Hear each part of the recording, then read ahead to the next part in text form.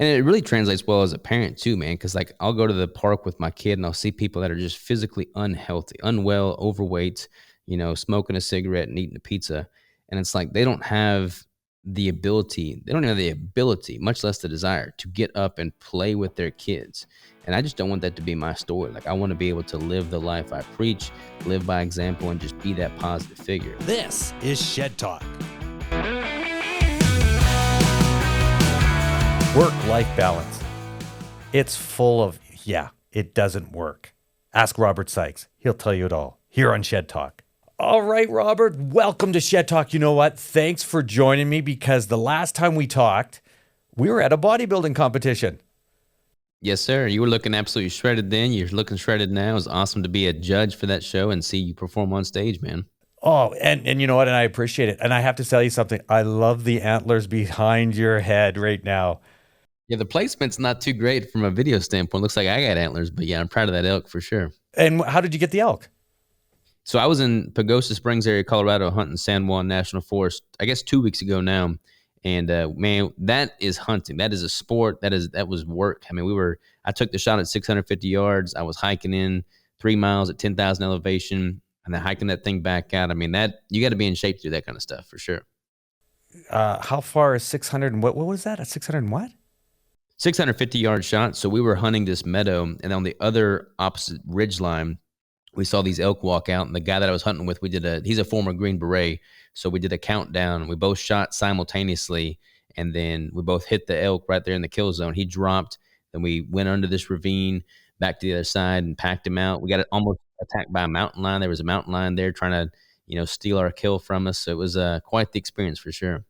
And just being in shape to do that would have to, just carrying out the kill would obviously, how much, you got to be in great shape for that.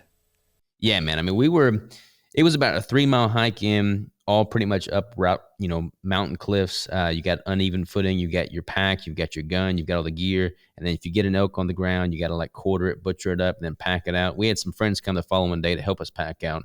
But yeah, I mean, my heart rate was elevated the whole time. I'm glad I'm a bodybuilder because it make the elk hunting, feasible for sure.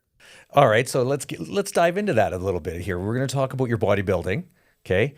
And how long you been doing that for? I started bodybuilding as a junior in high school. That would have been in 2008, I guess.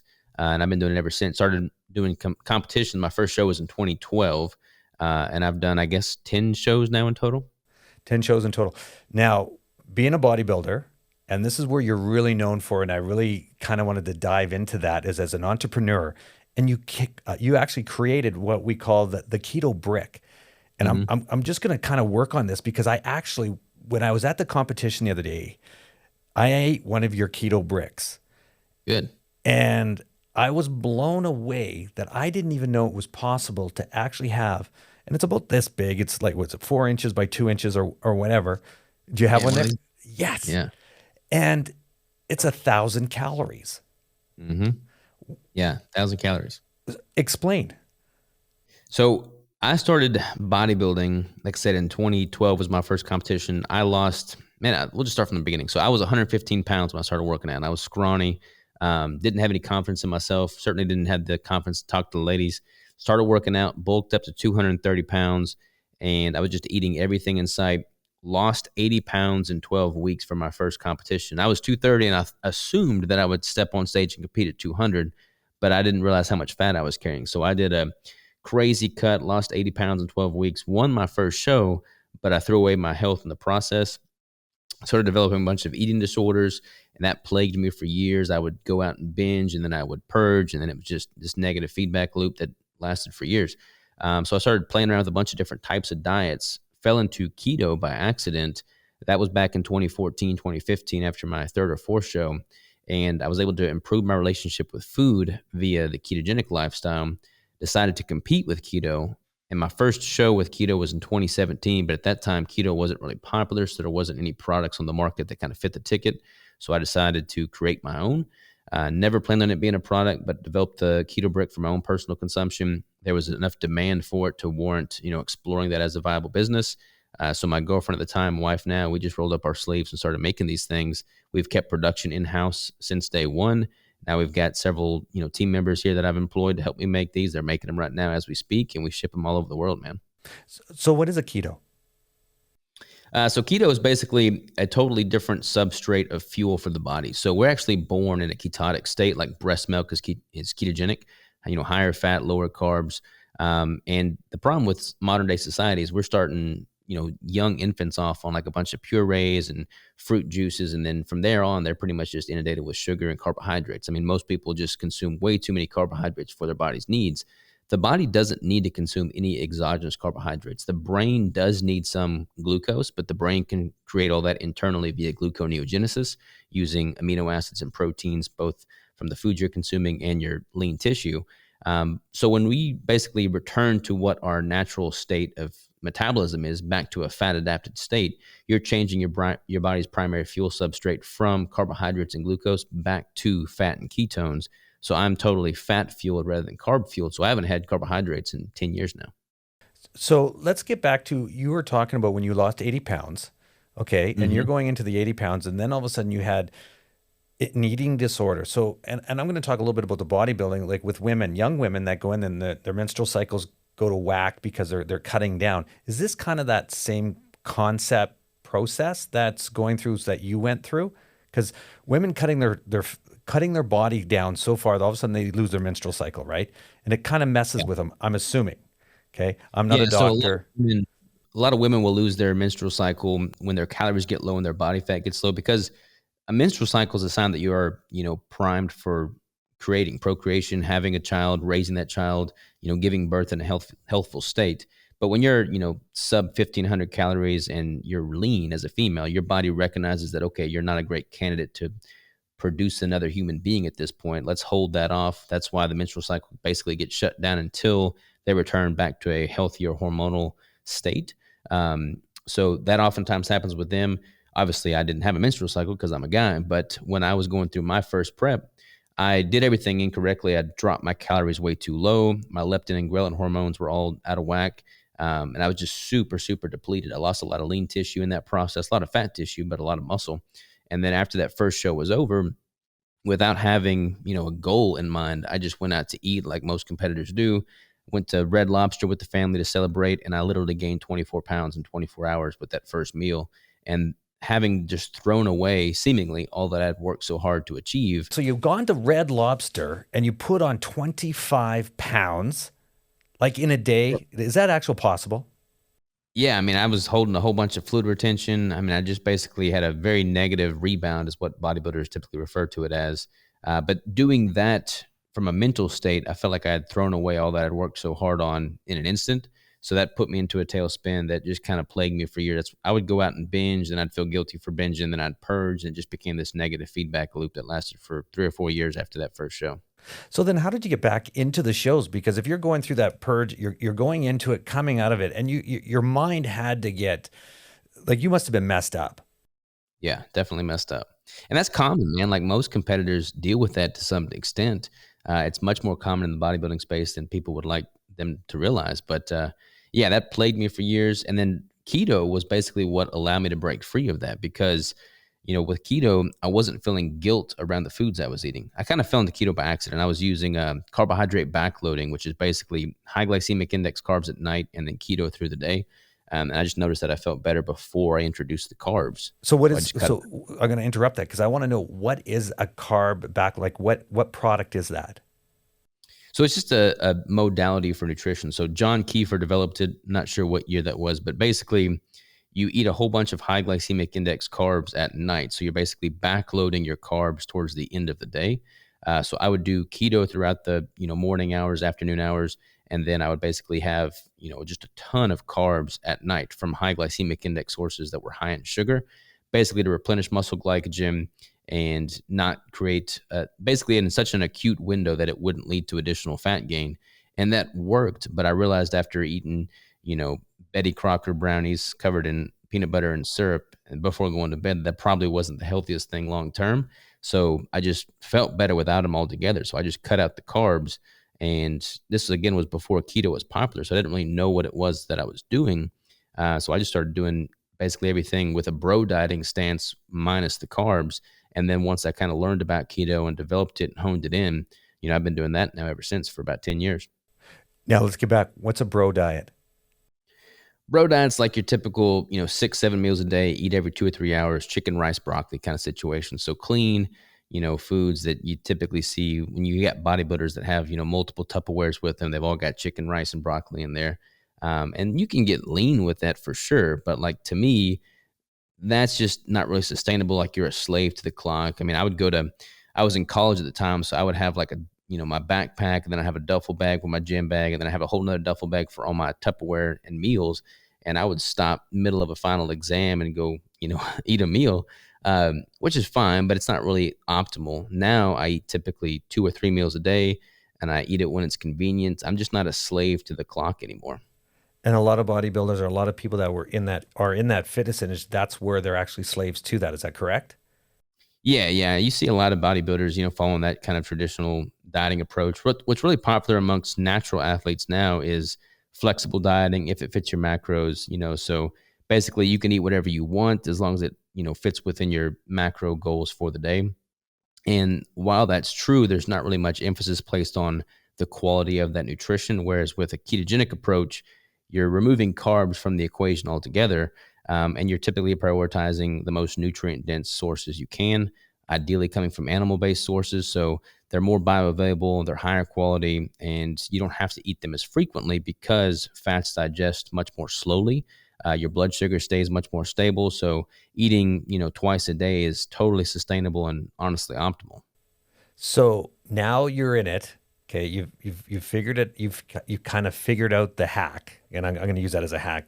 So the keto way, and now you're ready to start a business. Mm-hmm. What was the Yeah. first thought going through your head in starting the business that you could do it? And it was your girlfriend at the time. So Yeah. Well, after I graduated college, I went the corporate route, man. So I was a train master with the Burlington Northern Santa Fe Railroad, and I got stationed up in Washington State doing the whole corporate thing, making 6 figures out of college. Felt like I was high and mighty, but I wasn't passionate about it. I looked at people that were at the very top of that corporate ladder, and they all seemed miserable in their own life. So it's like, okay, if this is what the top upper echelon is doing, and they're still not happy, then I don't think I want to go down that route. So I quit corporate, tried to do my thing with real estate. That didn't really pan out. Got to about $250,000 in debt, living off of credit cards, and just basically had a heart to heart with myself and said, okay, what am I passionate about? What am I good at? Where can I create more value? And for me, that was just kind of a converging of all the things that I was doing at the time. So the natural bodybuilding and the ketogenic diets kind of done in tandem.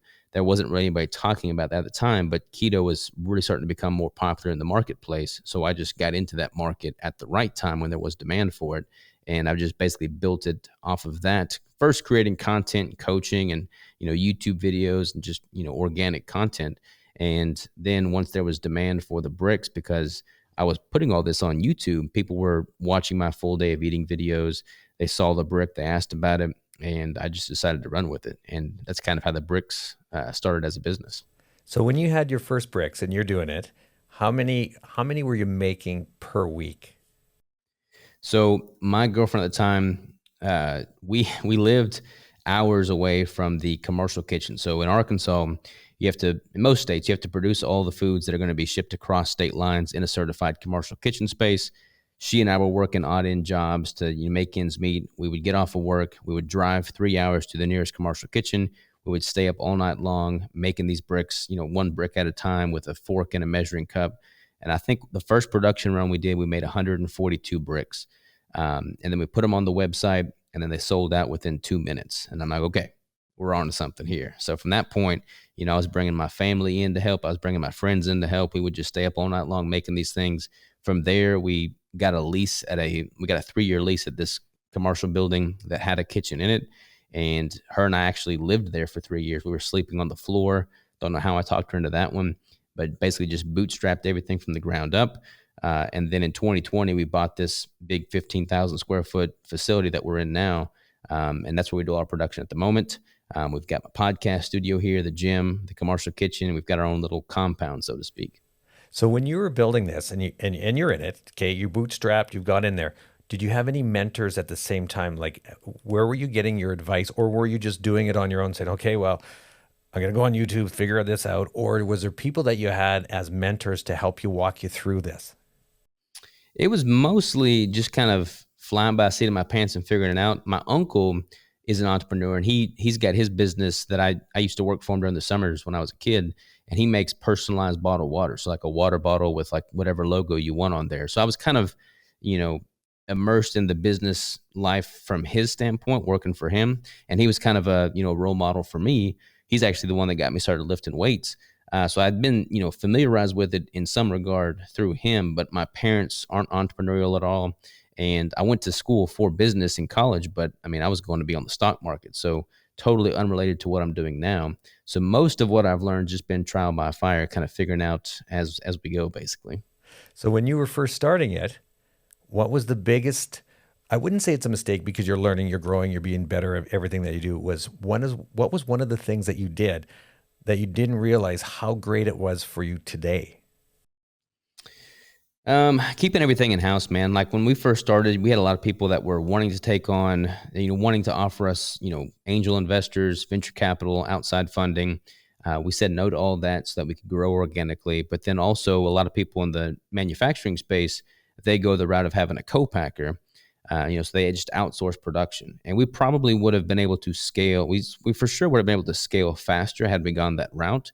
But I feel like one of our biggest successes is that we have such a loyal customer base, and we're able to tap into that loyal base because they appreciate the fact that we have kept everything in house, that we've done all the quality control, and that we're actually the ones producing it because they know that we're just not going to skimp on quality.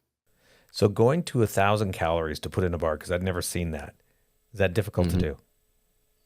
It wasn't difficult. I have a pretty high caloric intake. I feel like a lot of people undereat. A lot of competitors undereat.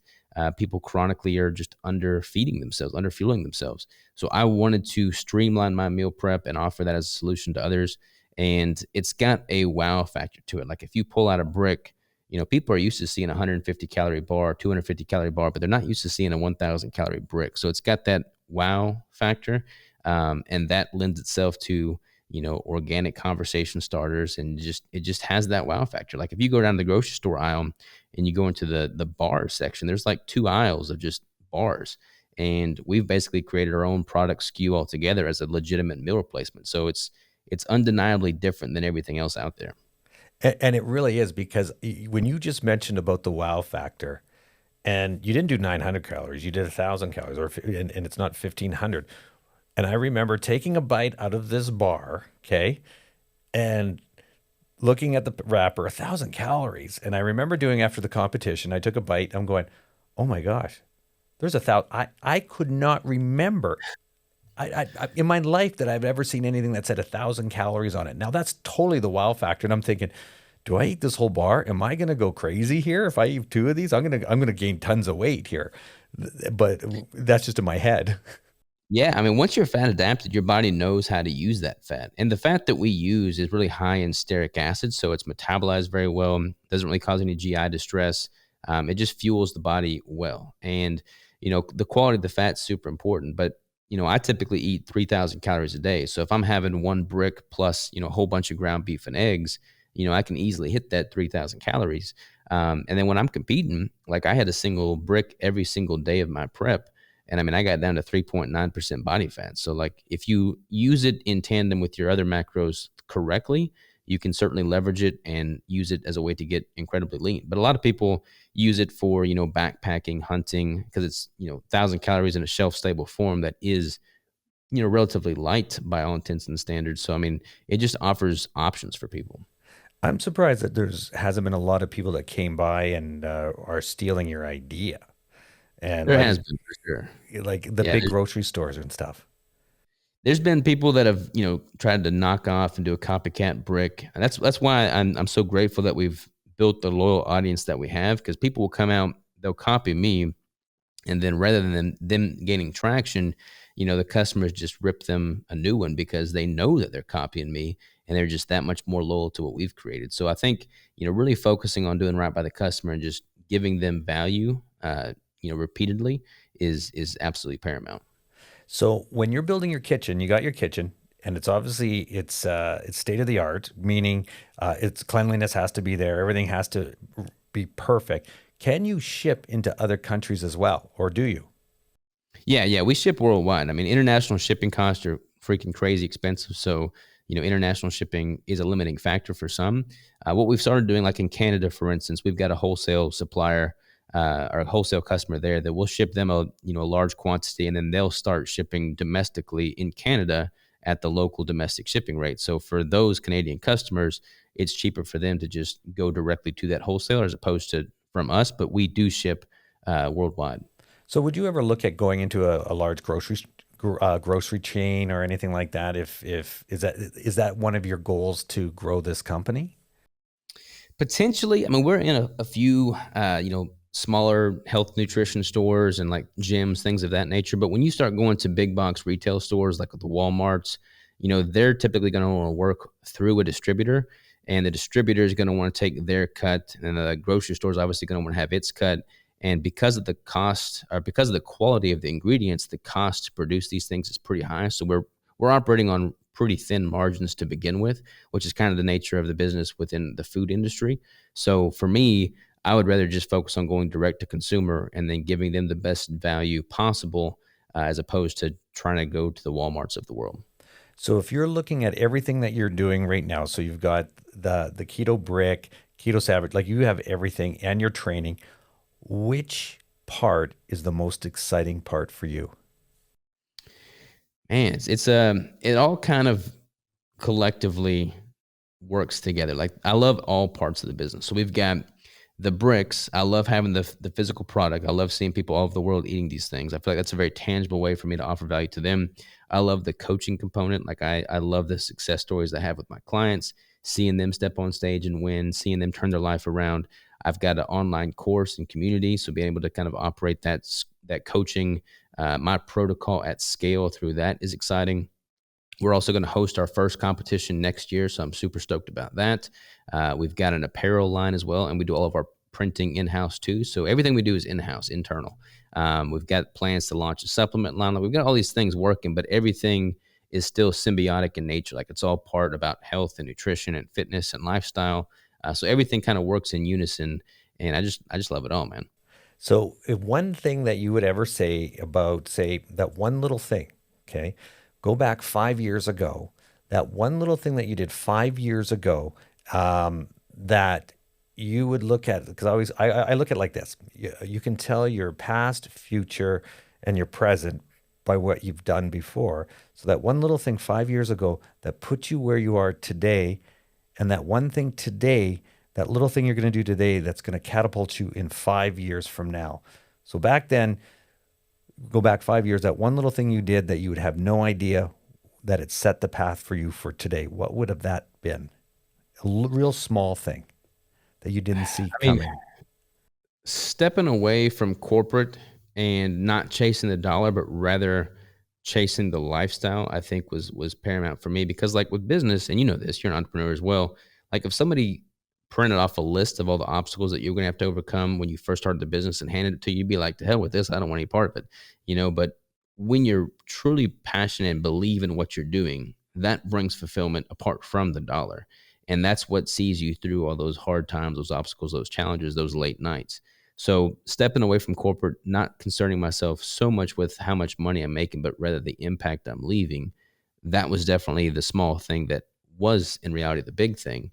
Um, and if you were to ask me the same question, 5 years from now, right now I've got, 2.5-year-old son, and we got one on the way. So basically living my life and running my business from a legacy standpoint, like what do I want to show my kids? What do I want to leave for my kids? How do I want to operate that shows them integrity, morals, character, value, hard work? Like basically putting everything that I do through that lens is the big thing for sure. Now, I'm going to go back to that day that you quit at the corporate level, that you said, I'm done. This is where it is. Obviously, you had to sit down with your wife and to actually go through it. Yeah, you talked about it for months, you got it ready. And then the day that you walked in and say, I'm done. Do you remember that day? That what we call the fork in the road, that you're Yeah. going to go left or you're going to go right. And this is the day that you change. Yeah. So for me, like I said, I was with the railroad and I was always entrepreneurial. So I tried a whole bunch of failed businesses. I had gotten my real estate's license. I was going to try and, do long-term rental income properties. And the railroad caught wind of me having all these side hustles and they didn't really like that. And, but I was a really stellar, member of the team there. Like I was, one of the top, managers. So they basically gave me a promotion to either stay in Spokane, Washington, where I was stationed at the time, or get this promotion to go to Gillette, Wyoming. And I had done all this real estate stuff in Spokane. So I got my license in Spokane. So it was basically like an ultimatum of like, hey, we're going to give you this promotion to Gillette. But if you don't take this promotion, then you're not going to stay here. And I pretty much just said, all right, man, well, I'm out of here. So that's kind of how it was. And then once you left there, you go, here it is. The Yeah. X's are crossed. We're ready to go. And now we're into it. Did you have to put any money down? Like, obviously you bootstrapped yourself to go into this, and then you're starting going, Yeah. okay, let's figure out who's friends, family, and relatives to invest in you. No, I didn't really get any investment from friends, family. I mean, I went into debt, man. I was living off of credit cards because we hadn't started the business at that point. Like I kind of just, flailed for a bit. That's how I got $250,000 in debt. But I feel like so many people, especially if they have a corporate gig or if they've got a, job that's paying them well, they've got that safety net. And when you have a safety net, you just don't see the opportunity that you would otherwise. And you also don't have the hustle that you would otherwise. And for me, it's like if there's no safety net and I just rip that band aid off, I will figure it out because failure is not an option. And it's going to give me this zeal and intensity that I wouldn't be able to do if I had that safety net. So I just quit corporate and I started doing all kinds of odd end jobs to pay the bills and still got, $250,000 in debt. And then I just started bootstrapping it from there. But I never brought in outside capital. Like it was basically just fighting for every dime that I earned. Now, fitness wise, going through that whole thing, because it's an emotional roller coaster up and down. You've started it. Were you ready for the fitness aspect of it? That how important fitness was, and the mindset that you put into it as fitness to keep going, and how important it was to you. Because did you still compete during that time? Yeah, yeah. So for me, you know, everything that I've learned in business, it parallels quite nicely with bodybuilding. Like with bodybuilding, especially natural bodybuilding, you're playing the long game. It's the compounding effects of your daily actions. You got to be disciplined. You got to work hard. All that translates very well to business. So like that was pretty, like I had those character traits already from the bodybuilding. And for me, I could, whatever hell that I'm going through, whatever hell I've found myself in, if I've got my nutrition and my training at least on point, then that gives me a solid foothold to climb out of that hell. So like I've never deviated from that. Yeah, there's gonna be times where like, I'm competing or I'm just in a building phase and not really, in a competitive state. But yeah, I've never stepped away from the competing or from the bodybuilding lifestyle because that gives me that solid footing. And it's interesting when we talk about bodybuilding, fitness, and everything like that. Great people, great successful people, and an entrepreneur like yourself has that foundation of commitment, loyalty to yourself and to your body, knowing that how important it is to grow as an individual, meaning that you can give back to society and your business and create a legacy just because you started with your fitness goals. Yeah, I mean, I look at people, and it really translates well as a parent too, man. Because like, I'll go to the park with my kid, and I'll see people that are just physically unhealthy, unwell, overweight, smoking a cigarette and eating a pizza, and it's like they don't have the ability, they don't have the ability, much less the desire, to get up and play with their kids. And I just don't want that to be my story. Like, I want to be able to live the life I preach, live by example, and just be that positive figure. And now that I employ people too, it's cool because I can create an atmosphere and an environment for them to get better. Like I've got an employee now that's just starting work with us. He's a diabetic. We're going to get him on keto. He's going to have more stable blood sugar levels. Like everybody that's in my ecosystem is forced to be better. And that's what it's all about. That is absolutely amazing. Well, just to sum all this up, where would we find that brick for people to actually purchase and order that keto brick from you? KetoBrick.com, man. I don't know when this is going live, but we got a new flavor launching this weekend. So all kinds of exciting things going on there. But yeah, KetoBrick.com. Excellent. Is there any one last thing that you'd want to give to the listeners or anybody out there, that one advice that you would tell somebody as an entrepreneur to watch out for? I feel like, in society, people throw around this term of work-life balance quite a bit. And I'm going to make a shirt. I haven't yet, but it's going to say balance is bullshit because I've never subscribed to this work-life balance mentality. With my life, I've tried to reverse engineer the exact life that I want to live and make sure that everything I do, everything I spend my time on is symbiotic in nature. Like if everything is growing, if the rising tide raises all ships, as they say. And when you've got a work-life balance for things that are competing for one another, the definition of balance is to be zeroed out. And I don't want my life to be at zero. I want my life to be exponentially growing. So finding things in my life, filling my time with things that are complementary to every single thing I do is key. I never had to sacrifice my health to grow my business because my business is health. And, same thing with like my parenting style, the way we live, eat, and breathe, everything we do. So just creating a life that is symbiotic in nature, I think, is the key. That's amazing. You know what, Robert? Thank you very much for being on Shed Talk. And this was a pleasure. And I truly enjoy the horns. Yeah, yeah. Those are not my horns; those are the elk. But yeah, man, I really appreciate the opportunity. It's been an honor, and I hope to see it on the stage again someday soon. That's a definite guarantee because great things happen to great people and we love to work out. Thank you. Amen to that, brother. Thank you. Now you know. Shed Talk.